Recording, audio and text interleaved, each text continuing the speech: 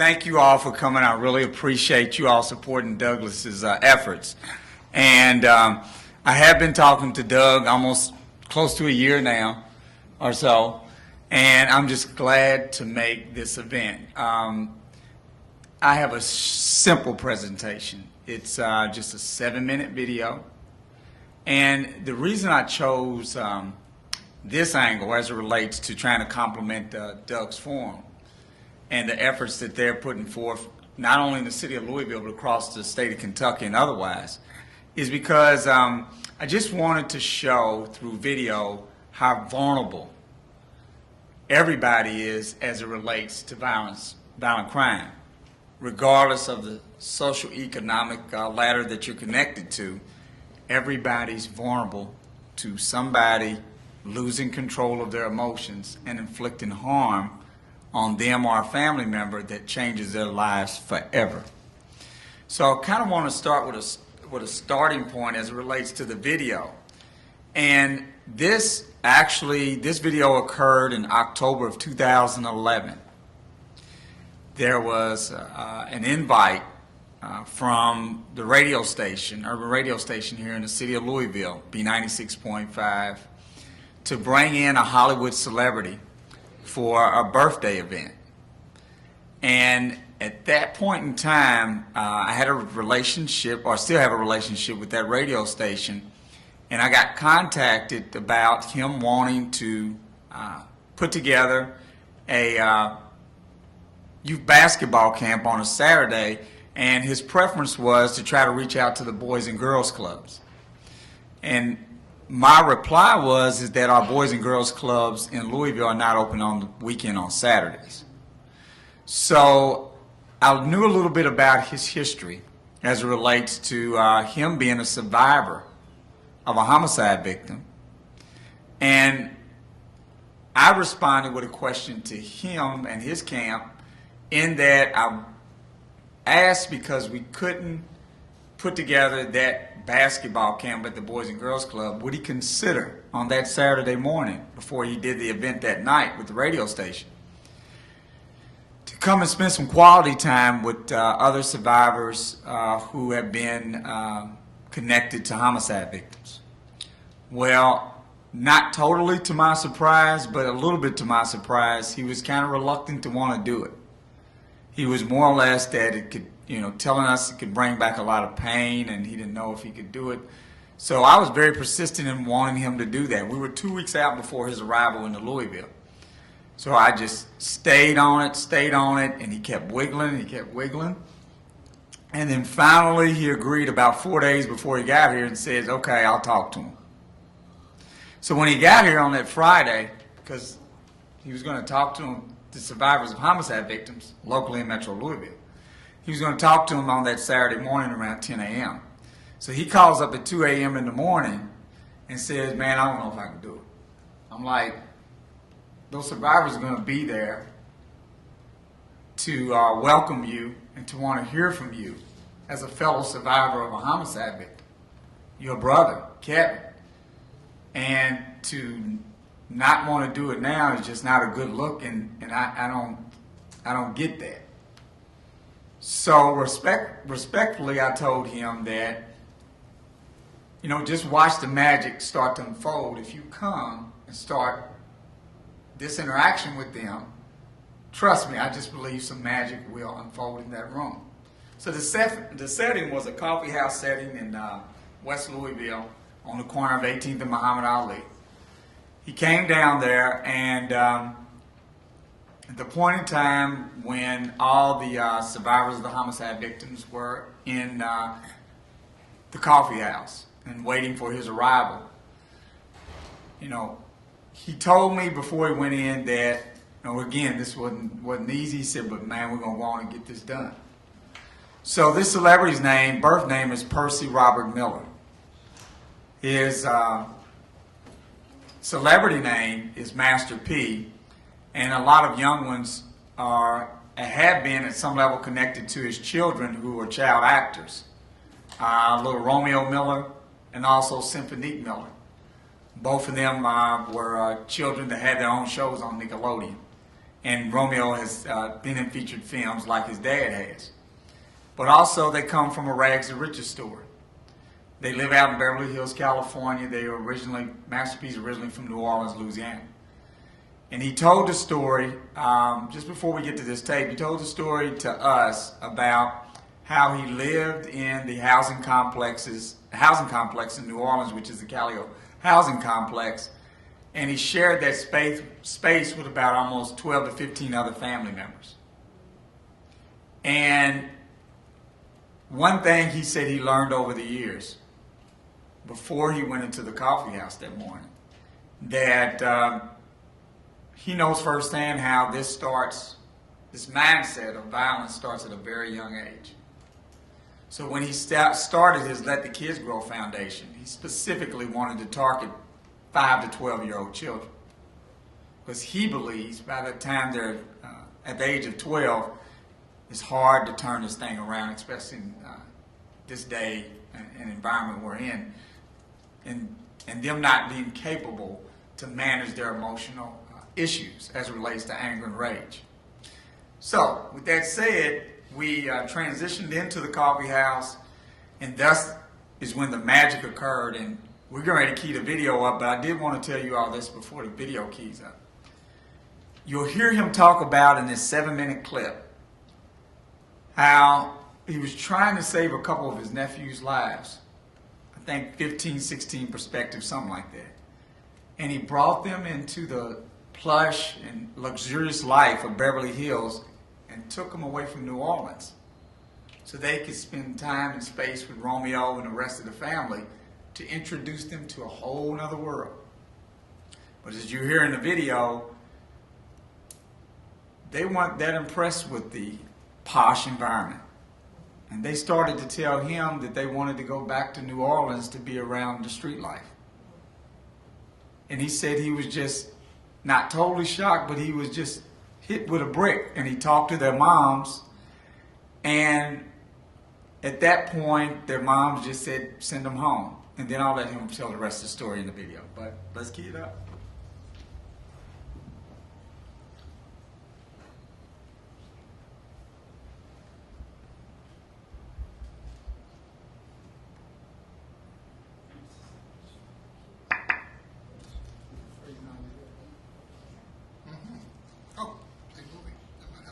This is just mine.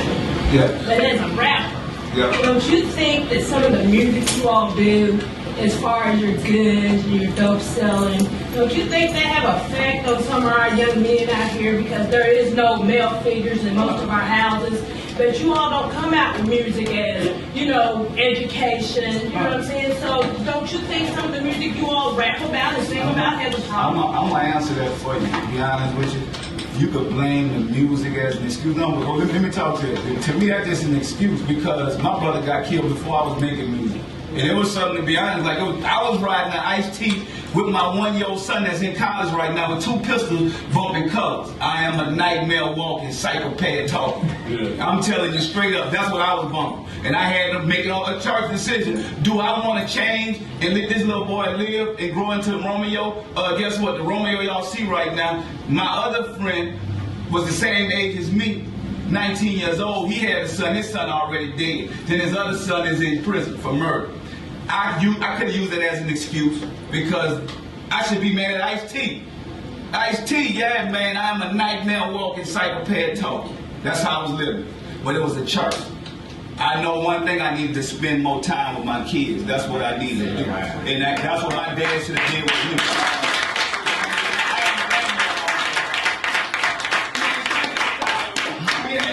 Too much time on our hands. Yes. You know, my dad is gone. Let's be real. So we got it as a parent, a mother, a father. That's the other part that was ripped out. Now I got to raise my brother's son. You know what I'm saying? So I got to spend that time. He go to Xavier in New Orleans right now, playing basketball. Could be a professional athlete. He never got a chance to see him. You know what I'm saying? But you got to realize too, you can't blame that. Now I didn't even tell y'all this. I took my wife, nephew, and let him live with Romeo. And I took my other cousin from the hood, his son lived with Romeo. And guess what happened? So we in Beverly Hills now. We ain't in the hood. We in Beverly. I showed him something totally different. It is a Charles. Guess what? He liked to fight. 16 years old. I let him go back. His mom wanted to come back home. He came back home. He a tough guy. That's why I took him away to see some of the stuff that we see. He got killed. He wanted to go out there and fight a guy with six. They got 6 other guys with him. He beating the guy up. Somebody get a gun. Where he at? He didn't get a second chance. Took my other little cousin with me. He go back. What he do?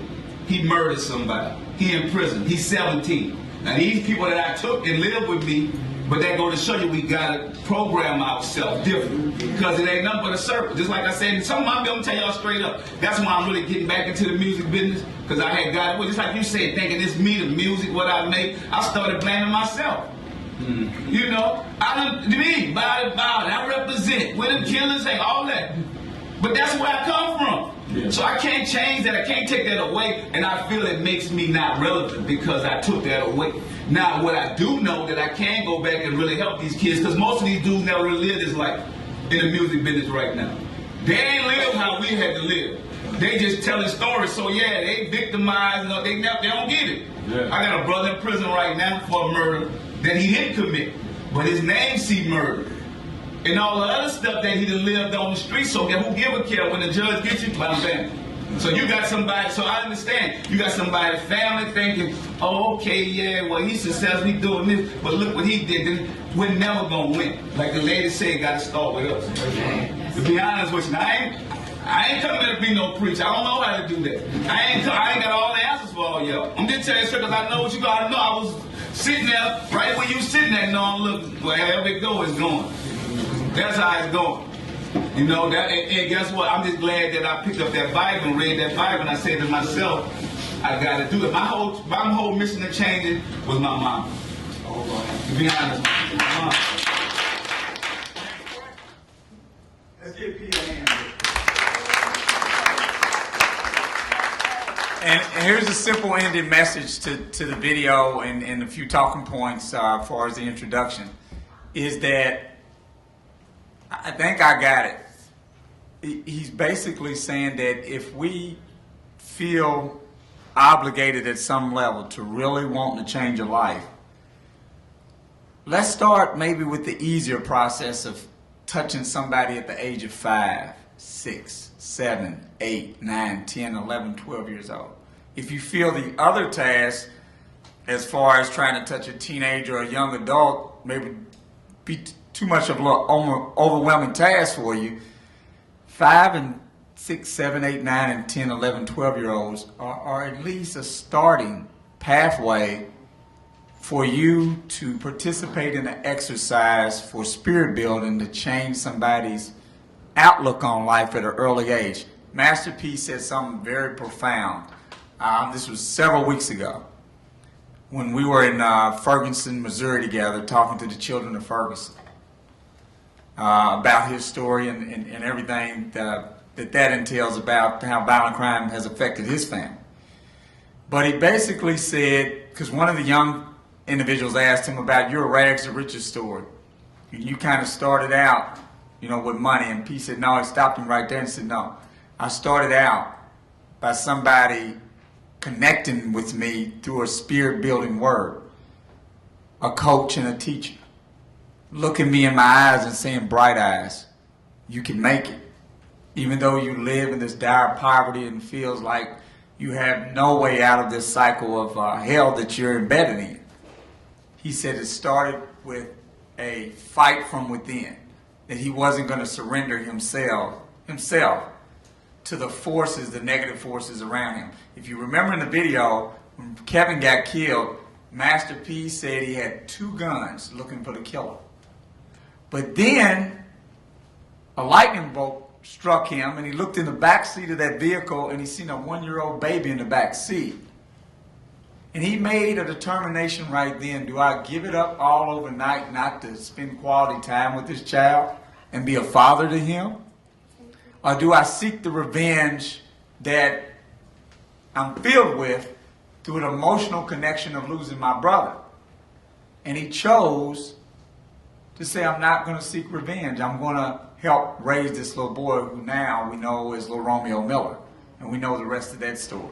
So the bottom line is violence and everything that it entails starts with a thought process and an emotional connection to anger and rage.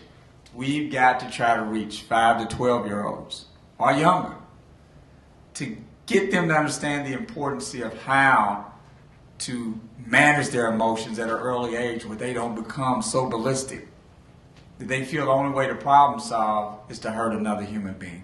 Thanks a lot. I really appreciate it. Renee called you just 2X. Can I do that too? Yes, you can. Okay. I got 2 questions. 5 years old? Yeah, we should start. With that, yes, us adults are reaching out. We're going to bring your messages to youth. But what if there's no one reaching out in the world? Does that give them a right to do violence? What if they're on their own? How do they, without the reaching out, get it done, if at all? Well, again, like, Master P was explaining to me,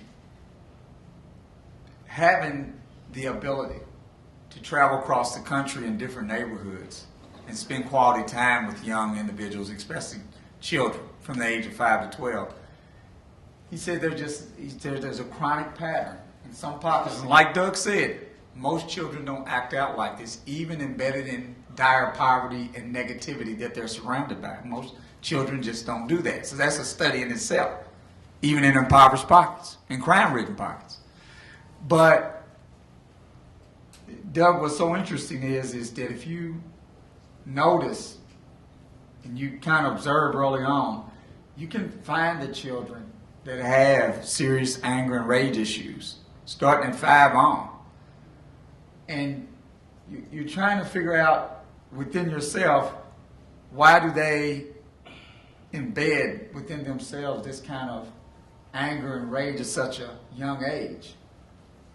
But again, that's a roadmap and that's an indicator that as they grow, if they don't know how to manage that anger and rage, one thing within a snap of a finger and one word can trigger something in them that takes them to extremes that we don't never want to travel to.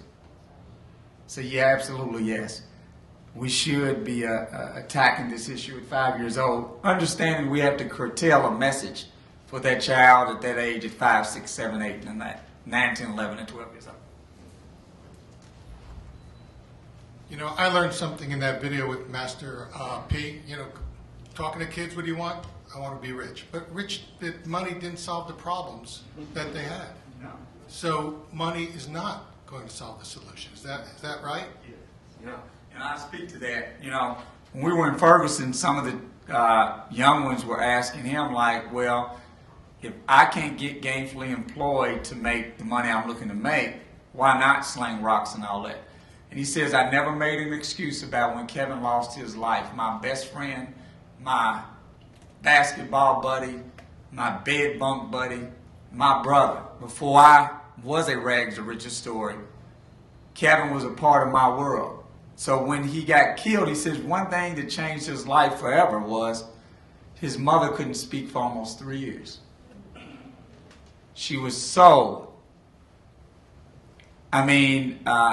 hit with that loss in such a significant way, it stopped her from wanting to speak. And he said she went into kind of an isolationist mode. But it was also his grandmother, too, who told him when he was recruited by the University of Louisville basketball team, and Denny Crum was the coach at the time. See, a lot of you, I don't know if you knew this or not, Master P was a student athlete. And even when he became a rags to riches story, he fulfilled a passion for 1 year. He went and tried out for the Toronto Raptors in the NBA and made the NBA. So he's kind of a unique music, kind of film / entrepreneurial guy that actually got to play in the NBA too. With that said though, the bottom line with him is that this all starts with a spirit. It doesn't start with money. He says nobody gave him anything to change his thought process and wanted to go kill Kevin's killer. One more quick question, which I ask a lot. You're on the front lines. Are things getting better or worse? Well, it depends on how you want to measure the situation. Of course, Renee talked about news reports. Some have every right to describe a lot of news reports as it relates to violence, of some of these stories on channels being too saturated. But how can you control media? My sister, I'm going to share this with you all. My sister Diane was in media for 20 plus years. She worked as a reporter for WLKY 32. She worked as a reporter for Wave News. And also she transitioned into be a news director with National Public Radio. And so, I've been around media all my life. My brother-in-law, Kenneth Stanley, he took over the first black newspaper that was founded in Metro Louisville from his father, Frank Stanley Sr., which is a Louisville Defender. And so again, before I was kind of pulled in to the whole conversation of what violent crimes entails,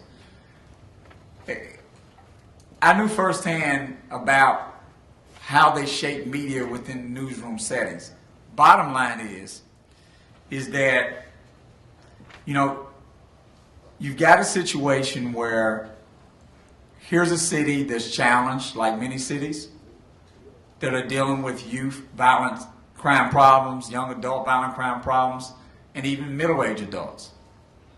You have a vulnerable group from 18 to 35, in my opinion, that's just my opinion, that are part of both scenarios. They can kill, they can be killed, or they can get wounded, or they can wound some back. But you've got a tremendous amount of talent, lastly, in this city that's helping to bring a step-by-step process together for people to play a part in it, if they choose to do so, to try to help in the way that they can help. Like Master P gave me a scenario. He said, Louisville's just like every other city. It's a chessboard. And you have players who play on the chessboard of life. So everybody can play their part, like you are doing today. And like others do with youth services, adult services, Anthony with the mayor's office, some brothers in the back, Richard and Sean, them with what they do with mentorship and their advocacy messages. Everybody plays a part on the chessboard of life to try to save lives if they choose to do so. At the end of the day, we can't control the human mind totally. But we can give it our best shot effort to fight evil and all its works with our goodwill examples, and I think that's the bottom line. It's about spirit building. It's not about trying to promise people something that you can't deliver. But you can deliver a spirit building process to them, and that doesn't cost them anything.